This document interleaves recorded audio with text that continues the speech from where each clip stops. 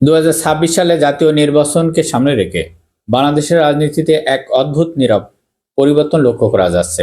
আগে যেখানে রাজনীতি মানেই ছিল সংঘাত, স্লোগান আর আবেগ, এখন সেখানে ঢুকে পড়েছে হিসাব আর বাস্তবতার প্রশ্ন।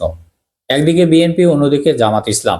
এই দুটো দলের মাঝে আপাতত দৃষ্টিতে মূল লড়াইটাই সীমাবদ্ধ বলে মনে হচ্ছে। কিন্তু প্রশ্ন হলো, এই লড়াইটা কি আগের মতন থাকবে নাকি ভোটের মাঠে সত্যিই নতুন কোনো মোড় আসতে চলেছে? এই প্রশ্নটির সামনে এসেছে মূলত জামাত ইসলাম কিছু সাম্প্রতিক ঘোষণার কারণে, যেগুলো ইতিমধ্যে সোশ্যাল মিডিয়াতে আলোচনা ঝড় তুলেছেন। আজকের আলোচনায় আমরা ঠান্ডা মাথায় বিশ্লেষণ করব।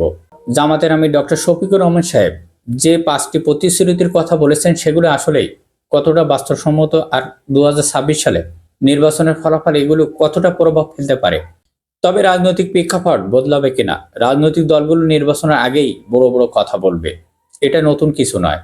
কিন্তু এবারের পার্থক্যটা হলো, কিছু বক্তব্য শুধু স্লোগান নয়, সেখানে সংখ্যা আছে, তুলনা আছে, ব্যাখ্যা আছে। জামাতের আমির ডক্টর শফিকুর রহমান সাহেব যে বক্তব্যগুলো দিয়েছেন, সেখানে শুধু আমরা করব বলা হয়নি, বরং কিভাবে করব, কিভাবে করা যাবে সেই প্রশ্ন উত্তর দেওয়া বা চেষ্টা করা হয়েছে।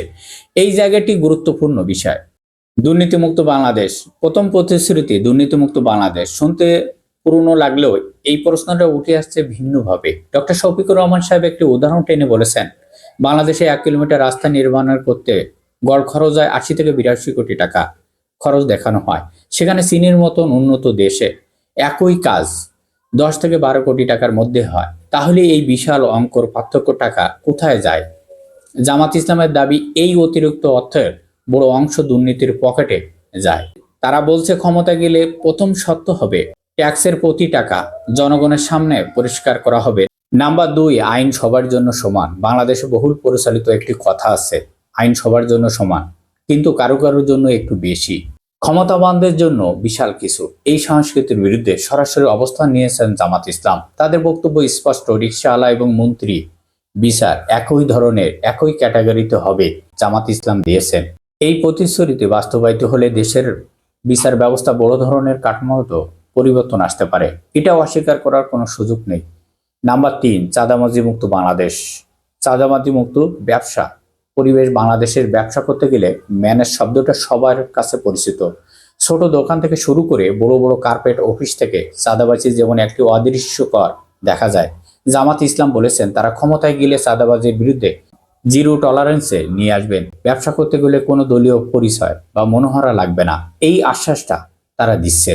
ব্যবসায়ীরা যদি সত্যিই স্বাধীনভাবে শ্বাস নিতে পারে, তাহলে অর্থনৈতিকভাবে প্রভাব বিস্তার ঘটবে। 4 নাম্বার, বেকার ভাতা কর্মসংস্থান। এখানে দেখা যাচ্ছে রাজনৈতিক দৃষ্টিভঙ্গি পুরো পার্থক্য। বিএনপি বলছে ক্ষমতায় গেলে বেকার ভাতা দেওয়া হবে, অন্যদিকে জামাতের পক্ষ থেকে বলছে, আমরা ভিক্ষুক তৈরি করতে চাই না, আমরা কাজ দিতে চাই। তাদের প্রতিশ্রুতি এমনটাই, অর্থনৈতিক কাঠামো যেখানে যোগ্যতা থাকলে চাকরির জন্য মামা খালু এবং দলীয় পরিচয়, ঘুষ লাগবে না। তরুণ সমাজের কাছে এই বার্তাটা আলাদাভাবে ধরা পড়ছে। নাম্বার 5, নারীদের জন্য 5 ঘন্টা কর্মসংস্থান। সবচেয়ে আলোচিত প্রতিশ্রুতি এটি।